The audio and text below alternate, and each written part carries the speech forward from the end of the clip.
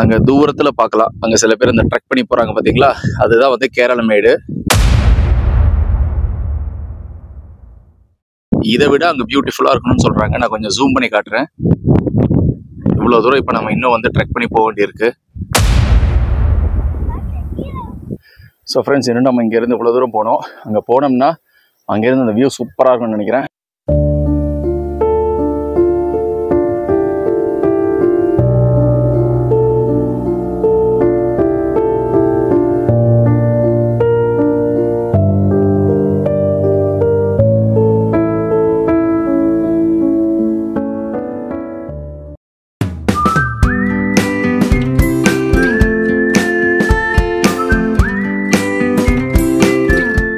Hello viewers, welcome to Jungle Database.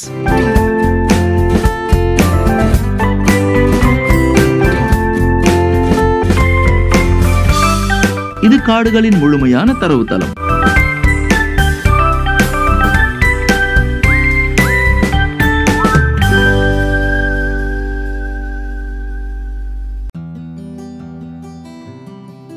இந்த சிறுவாணி அணை சுற்றுலாவுடைய முதல் வீடியோவில் நம்ம பாலக்காடுலேருந்து கிட்டத்தட்ட 45 கிலோமீட்டர் நம்ம பயணம் செஞ்சு வந்தோம்.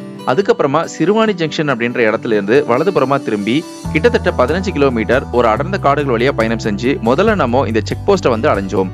அங்க நம்ம ஏற்கனவே புக் பண்ணனால நம்ம வண்டிகளுக்கு உண்டான டிக்கெட்ஸ் மற்றும் ப்ராசஸ் எல்லாத்தையும் முடிச்சுட்டு அங்கிருந்து நம்ம கூட ஒரு கைடும் வந்திருந்தாங்க. அங்கிருந்து இன்னும் மேலும் 15 கிலோமீட்டர் அடர்ந்த காடுகள் வழியா பயணம் செஞ்சு இப்ப நீங்க பாத்துக்கிட்டு இருக்க இந்த சிறுவாணி அணையை நாங்க வந்து அடைஞ்சோம். அந்த வீடியோ ஏகப்பட்ட இயற்கை கலந்து மிக அற்புதமா வந்திருந்தது. அந்த வீடியோவை நான் கடைசியா இந்த சிறுவாணி அணையோடைய இந்த மதகு பகுதியோட நான் முடிச்சிருப்பேன். அந்த வீடியோ பார்க்காதவங்களுக்காக வீடியோட லிங்கை இங்க நான் டிஸ்கிரிப்ஷன்ல கொடுக்குறேன். இப்ப நாம இந்த இடத்துல இருந்து இன்னும் சவால்கள் நிறைந்த இப்ப நீங்க பாத்துக்கிட்டு இருந்த மாதிரி ஏகப்பட்ட தடைகள் எங்களுக்கு வந்ததுங்க. அது எல்லாத்தையும் கடந்து இன்னும் 15 கிலோமீட்டர் அடர்ந்த காடுகள் வழியா பயணம் செஞ்சு கேரளமேடு அப்படின்ற ஒரு அற்புதமான இடத்தை நாங்க சென்று அடைஞ்சோம். நான் எவ்வளவோ இடங்களை நான் எக்ஸ்ப்ளோர் பண்ணியிருக்கேன். ஆனா எனக்கு மிக மிக தலை சிறந்த இடங்கள்ல முதல் 3 இடங்கள்ல நிச்சயமா இந்த கேரளமேடை சொல்லுவேன். அந்த அளவுக்கு நாங்க போயிருக்கும் பொழுது நிறைய காட்டு யானைகளை பார்த்தோம். அது மட்டும் இல்லாம வெள்ளியங்கிரியுடைய 7வது மலையும் ஈஷாவையும் நம்ம அங்கிருந்து பார்க்கக்கூடிய அளவுக்கு மிக அற்புதமா அந்த இடம் இருந்தது. அதை பத்தின முழு தகவல்கள் இந்த வீடியோல இருக்குது. ஸோ இந்த ட்ரிப்ல வந்து பாட்டியார் பங்களா அப்படின்னு போட்டிருக்கு. இது வந்து ஸ்டே போலன்னு நினைக்கிறேன். பட் நம்ம வந்து ஒன் டே எக்கோ ட்ரிப் வந்தனால இப்போ நம்ம நேராக போயிட்டு இருக்கோம். அடுத்து நம்ம போக போறது பார்த்தீங்கன்னா கேரளமேடு. அழகான ஒரு புல்வெளிகள் அற்புதமா இருக்குன்னு சொல்றாங்க. காற்றும் வந்து நல்ல காற்றோட்டம் இருக்கக்கூடிய ஒரு இடத்துக்கு தான் நம்ம போய்கிட்டு இருக்கோம். இந்த ட்ரிப்ல இப்போ வரைக்கும் நம்மளால வனவிலங்குகளை பார்க்க முடியல அப்படின்னாலும் நிஜமாவே வந்து இந்த காடுகள் வந்து நம்மளை வந்து இப்போ வரைக்குமே ஏமாற்றாம இருக்குது. முழுக்க முழுக்க இயற்கைக்கு பஞ்சமே கிடையாது. ஸோ இப்போ நம்ம போற வழியில மேலே பாருங்க, அதே மாதிரி ஒரு மரம் வந்து விழுந்து, ஆனா இது வந்து ரோட்டில் விழாம கிளைகள் வந்து இந்த பக்கமா விழுந்திருக்குதுங்க. இந்த மாதிரி எல்லா விதமான ஆபத்தையும் எதிர்நோக்கி தான் நம்ம எப்பவுமே நம்மளுடைய பயணங்கள் இருந்துட்டு இருக்குது. அதனாலதான் குறிப்பா பெருமழை காலங்கள்ல இந்த மாதிரி காடுகளுக்குள்ள மலைப்பகுதிகளில் பயணம் செய்ய வேண்டாம்னு சொல்லுவாங்க. ஏன்னா நிலச்சரிவு அபாயம் அப்படின்றது இங்க இருக்கும்.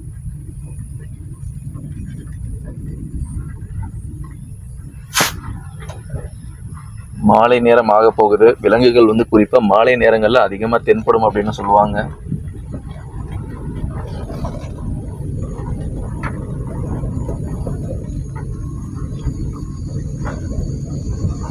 ஆனால் சுத்தமாக வெயில் தெரியலைங்க. நீங்களே பாருங்க, இயற்கையாகவே இங்கே வந்து மரல்கள் சூழ்ந்து ஒரு கூடாரம் மாதிரி இருக்குது. ஆங்காங்கே சின்ன சின்ன இடைவெளிகள் இருந்தாலும் எனக்கு வந்து நல்ல ஒரு குளிர்ச்சியை தான் இந்த இடங்கள் எல்லாமே எனக்கு தருது.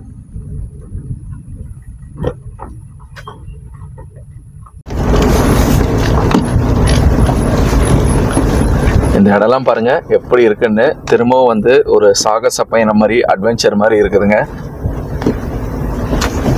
ஸோ இப்போ நம்ம போயிட்டு இருக்க அந்த கேரள புல்மேடு பகுதிக்கு போகிறதுக்கு நீங்கள் இந்த பாதையெல்லாம் கடந்து தான் போகணும். நமக்கு முன்னால் போன 2 வண்டி அங்கே நின்றுக்கிட்டு இருக்கு. என்னன்னு தெரியல, கிட்டத்தட்ட எல்லா காருமே ஸ்டாப் ஆகி நிற்கிது.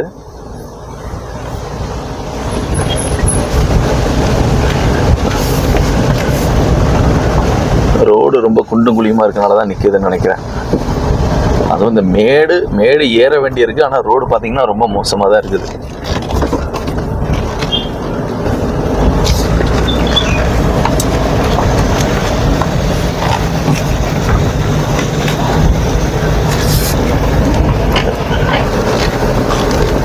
இந்த ரோடெல்லாம் பாருங்க எப்படி இருக்குன்னு. அதுவும் இந்த ஹேர்பின் பெண்டில் இந்த கேப்ல நம்மளால ஏறணுங்க வண்டி.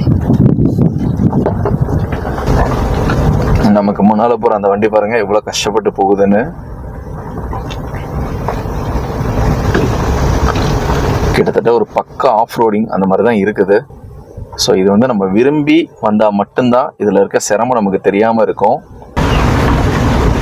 வண்டி வந்து ஈஸியாக இறங்கிடலாங்க. ஆனால் இந்த மாதிரி ஏற்றத்தில் ஏறும்போது அதுவும் ரோடு பார்த்தீங்கன்னா கரடு முரடாக தான் இருக்குது.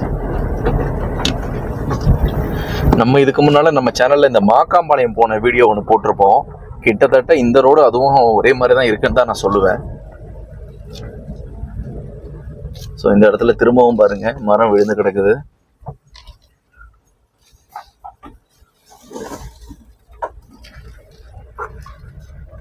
நம்ம வந்து எதை எதிர்நோக்கி வந்தோமோ அந்த அட்வென்ச்சருக்கு கொஞ்சம் கூட பஞ்சம் இல்லைங்க.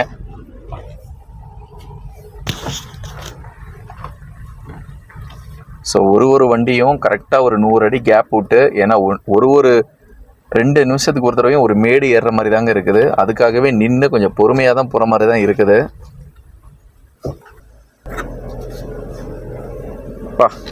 எனக்கு வண்டியை ரொம்ப நாளாக ஒரு ஆஃப் ரோடிங் எடுத்துகிட்டு போகணுன்னு ஆசைங்க. ஆனால் புது வண்டி தான், பட் இருந்தாலும் ஓகே. வண்டி ஒரு பக்கம் ரொம்ப மோசமாக இருக்குது ரோடு. இந்த இடம்லாம் கொஞ்சம் பாருங்கள் எப்படி இருக்குன்னு.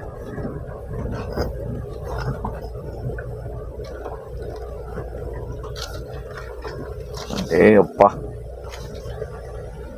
இதுக்கு இடது பக்கத்தில் பார்த்தீங்கன்னா மிகப்பெரிய ஒரு பள்ளத்தாக்கு.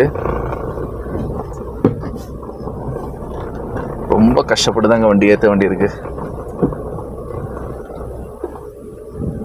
ஜீப்பு மட்டும்தான் இந்த இடத்துல வரும்னு நினைக்கிறேன்.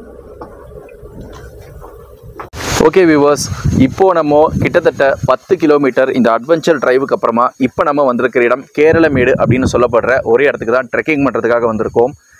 என் கூட சேர்ந்து இன்றைக்கி எத்தனை பேர் இந்த மாதிரி வந்திருக்காங்கன்றதை பாருங்கள். இது வரைக்கும் தான் நம்மளால் காரில் போக முடியும். இந்த செக் போஸ்ட்டுக்கு அப்புறமா இங்கேருந்து 1 கிலோமீட்டர் நம்ம உள்ள ட்ரெக் பண்ணி போகிற மாதிரி இருக்கும். ஸோ வாங்க அந்த கேரளமேடு அப்படின்ற ஒரு அழகான அந்த பகுதியை எக்ஸ்ப்ளோர் பண்ணலாம்.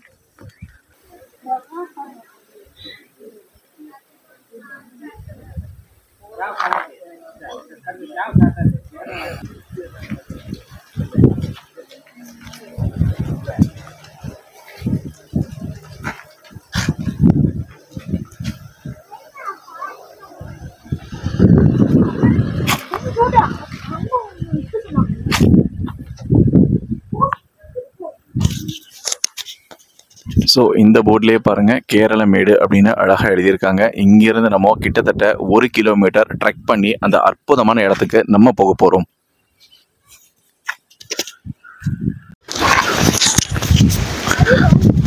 ஸோ வியூவர்ஸ், இப்போ நம்ம வந்து காரை பார்க் பண்ணிவிட்டு இந்த கேரளமேடு அப்படின்னு சொல்லப்படுற ஒரு பகுதிக்கு தான் போயிட்டுருக்கோம். இங்கேருந்து நான் இப்போ கிட்டத்தட்ட இவ்வளோ தூரம் ஏறி வந்திருக்கேன். இன்னும் வந்து நம்ம வந்து ட்ரெக் பண்ணிட்டு போகிற மாதிரி தான் இருக்குது. ஸோ எப்படி இருக்கு பாருங்க வழியெல்லாம்.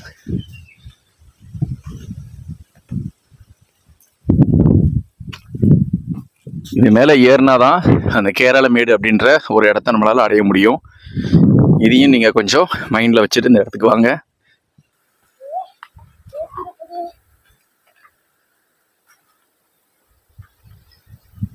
அவ்வளோ ஹைட்ல இருந்து இவ்வளோ தூரம் நம்ம ஏறி இருக்கோம். உண்மையாலுமே அந்த பக்கம் சூப்பராக இருக்கும்னு நினைக்கிறேன்.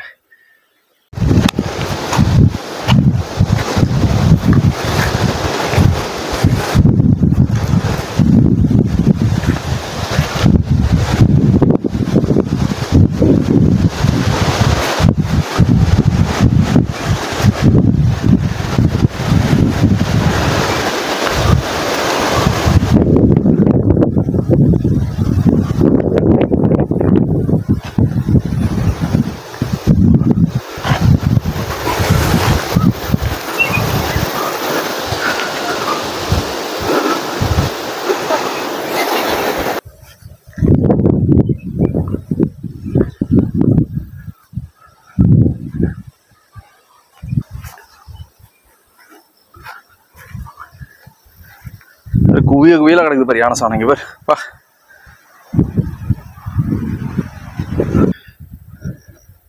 ஸோ ஃப்ரெண்ட்ஸ், இன்னும் நம்ம இங்கேருந்து இவ்வளோ தூரம் போனோம். அங்கே போனோம்னா அங்கேருந்து அந்த வியூ சூப்பராக இருக்கும்னு நினைக்கிறேன். போய் பார்ப்போம்.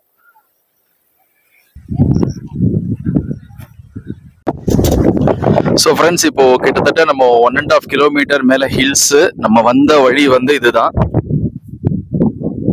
இது வழியாக வந்து இன்னும் நம்ம போகக்கூடிய தூரம் பார்த்தீங்கன்னா இங்கேருந்து கிட்டத்தட்ட இன்னும் ஒரு 1 கிலோமீட்டர் போனோம்னா அங்கே தூரத்தில் பார்க்கலாம். அங்கே சில பேர் இந்த ட்ரெக் பண்ணி போகிறாங்க பார்த்தீங்களா, அதுதான் வந்து கேரளமேடு. இதை விட அங்கே பியூட்டிஃபுல்லாக இருக்கணும்னு சொல்கிறாங்க. நான் கொஞ்சம் ஜூம் பண்ணி காட்டுறேன். இவ்வளோ தூரம் இப்போ நம்ம இன்னும் வந்து ட்ரெக் பண்ணி போக வேண்டியிருக்கு.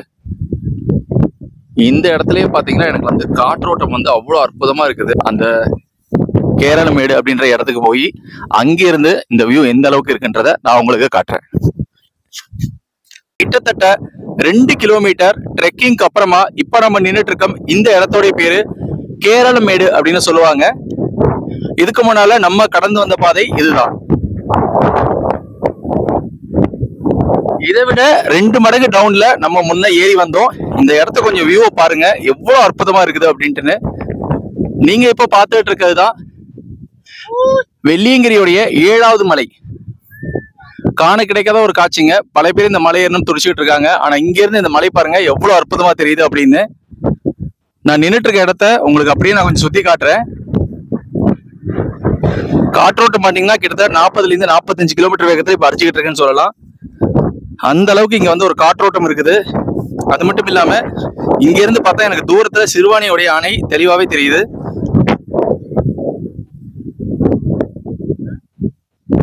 ஜூம் பண்ணி காட்டுறேன் பாருங்க.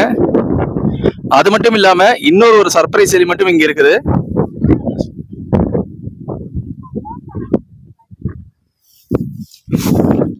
இதே இடத்துல நம்ம நின்றுட்டு இருக்க இடத்துல இருந்து கிட்டத்தட்ட ஒரு 1/2 கிலோமீட்டர் தொலைவுல ஒரு மிகப்பெரிய காட்டு யானைங்க, டஸ்கர் நினைக்கிறேன், ஒத்த யானை ஒண்ணு நின்று இருக்கிறத இங்க இருந்து என்னால பார்க்க முடியுது. இங்க உங்களுக்கு யானை நிக்கிறது இந்த இதுல தெரியுதான்னு பாருங்க. இந்த இடம் கொஞ்சம் பாருங்க எப்படி இருக்குன்னு. நான் இதுக்கு முன்னால இந்த மாதிரி ஒரு இடம் வந்து சிக்மகளூர்ல பாத்திருக்கேன். ஆனா இந்த அளவுக்கு ஒரு ஒண்டர்ஃபுல்லான ஒரு இடத்த இன்னைக்கு எனக்கு பாக்குறதுக்கு அமைச்சிருக்கு வாய்ப்பு. இங்க வந்து இந்த ஃப்ரேம்குள்ள ஒரு யானை இருக்குதுங்க, காட்டு யானை. நான் இதோ காட்டுறேன் பாருங்க உங்களுக்கு ஜூம் பண்ணி.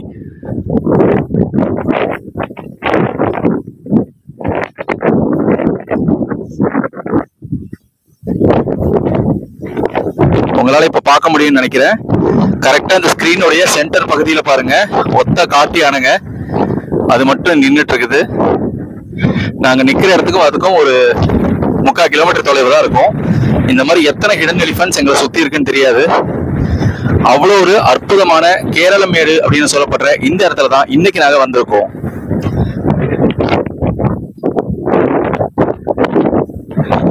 இங்க காற்றோட்டம் எந்த அளவுல அடிச்சுக்கிட்டு இருக்குன்றதையும் நான் உங்களுக்கு காட்டுறேன்.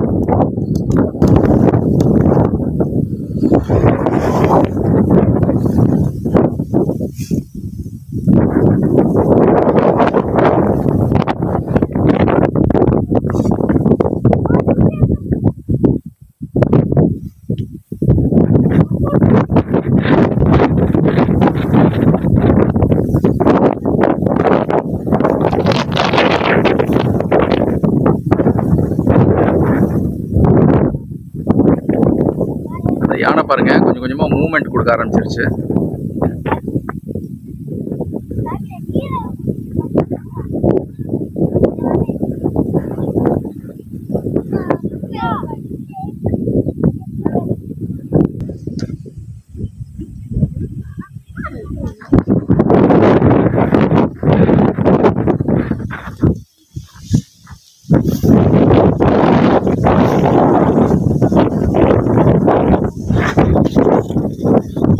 இது எல்லாமே வந்து நீலகிரியுடைய மலைப்பகுதிகள், மலைத்தொடர். இதுக்கு பக்கத்துல அப்படியே எதிர்ப்புறத்துல பாத்தீங்கன்னா நீங்க பாக்குறது எல்லாமே வெள்ளியங்கிரி மலைத்தொடர்.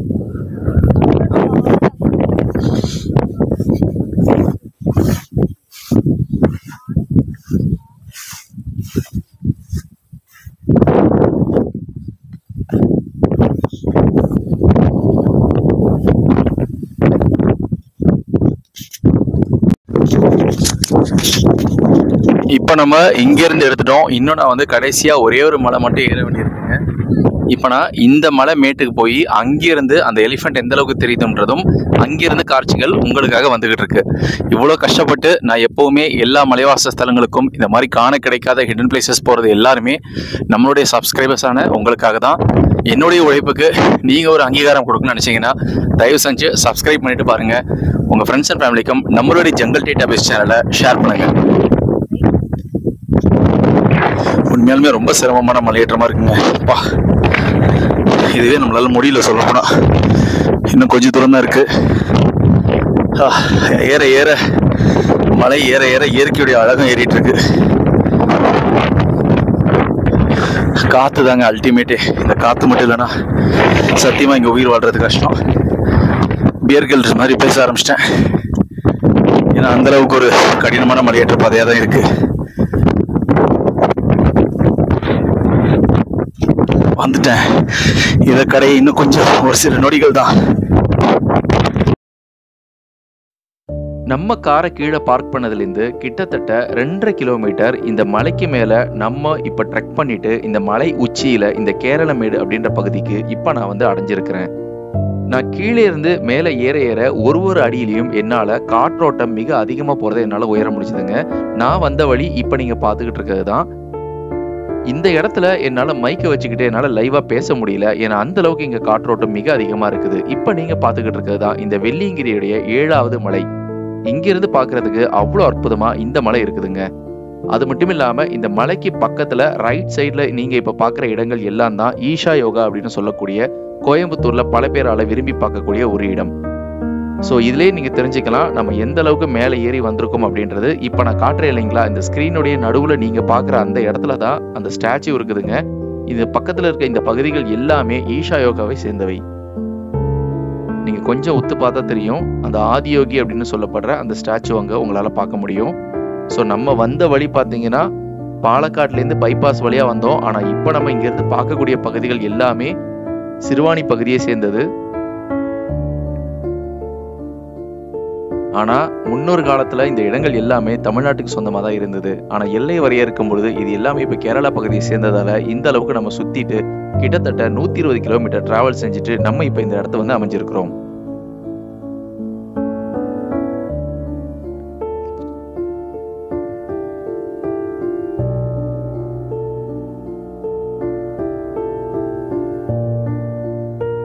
ஒரு இயற்கை விரும்பியா நான் வந்து தென்னிந்தியாவில் பல இடங்களுக்கு பயணம் செஞ்சிருக்கேன். முக்கியமா மேற்கு தொடர்ச்சி மலைகள்ல அநேக இடங்கள் போயிருக்கேன். அதுல வந்து முதல் 3 முத்தாய்ப்பான இடங்களை நீங்க பட்டியலிட சொன்னீங்கன்னா அதுல நான் இப்ப இருக்கக்கூடிய இந்த கேரளமேடுக்கு நிச்சயமா நான் இடம் கொடுப்பேன். ஏன்னு பாத்தீங்கன்னா இதுக்கு வலது புறத்துல மிக பிரம்மாண்டமான நீலகிரி மலைத்தொடரும், அதற்கு அப்படியே எதிரில் ஒரு மிகப்பெரிய பள்ளத்தாக்குக்கு அப்புறமா வெள்ளியங்கிரி மலைத்தொடரும் அமைஞ்சிருக்குங்க. இந்த இரண்டும் சேர்ந்து இந்த இடத்துக்கு மிக குளிர்ச்சியான ஒரு சூழ்நிலையும் மிக பிரம்மாண்டமான அழகான காட்சி முனைகளையும் தருது. இப்ப நம்ம பார்த்துக்கிட்டு இருக்க இந்த இடங்கள் எல்லாமே நமக்கு வந்து ஒரு மிகப்பெரிய உற்சாகத்தை நமக்கு ஏற்படுத்துதுங்க.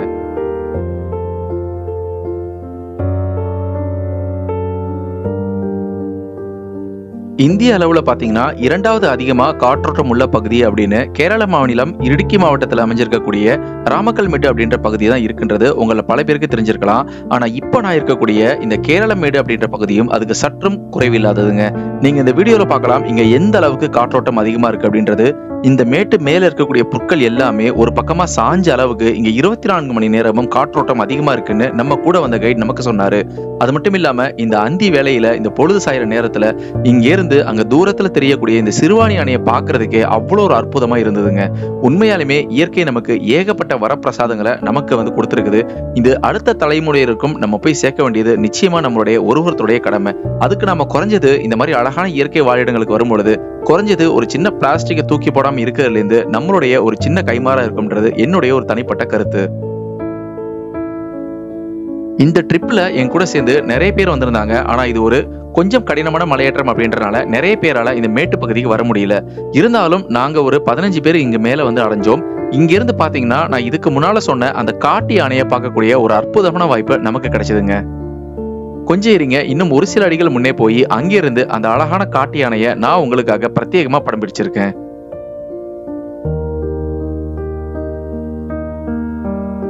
இந்த பொருட்கள் பார்க்கறதுக்கு வந்து உங்களுக்கு சாதாரணமா தெரியலாம். ஆனா கிட்டத்தட்ட என்னுடைய கணுக்கால் அளவுக்கு இந்த பொருட்கள் மறைஞ்சு போற அளவுக்கு அந்த அளவுக்கு ஒரு அடர்த்தியான புல்மேடா தான் இந்த இடம் இருந்தது.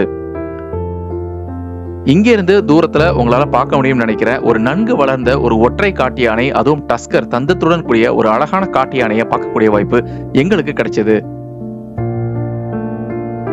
பார்க்க முடியலையே அப்படின்னு நம்ம நினைச்சுக்கிட்டு அந்த வருத்தத்தை போக்குற வகையில இந்த அற்புதமான ஒரு காட்சி நமக்கு இன்னைக்கு கிடைச்சிருக்கு. நான் இப்ப கொஞ்சம் ஜூம் பண்ணி காட்டுறேன் பாருங்க.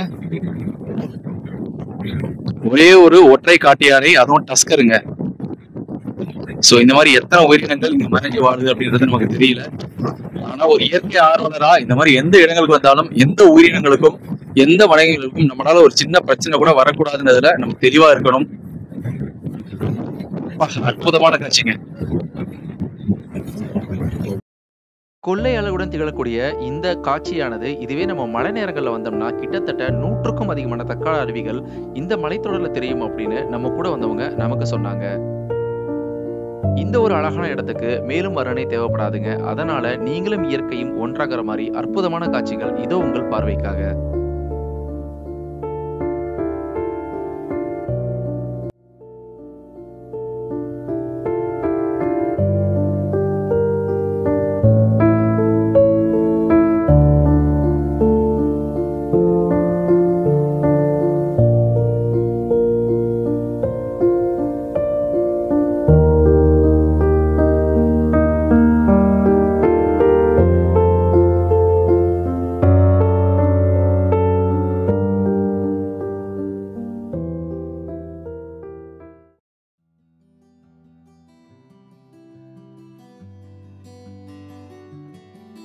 இந்த பயணம் எனக்கு ரொம்ப அற்புதமா இருந்தது. இந்த சிறுவாணியோடைய 2 தொடர்களும் உங்களுக்கு ரொம்ப பிடிச்சிருக்கும்னு நான் நம்புறேன். இந்த சிறுவாணியோடைய ஃபர்ஸ்ட் பார்ட் பார்க்காதவங்களுக்காக அந்த வீடியோடைய லிங்கை இங்க நான் டிஸ்கிரிப்ஷன்லயும் என் ஸ்கிரீன்லயும் ஆட் பண்ணியிருக்கேன்.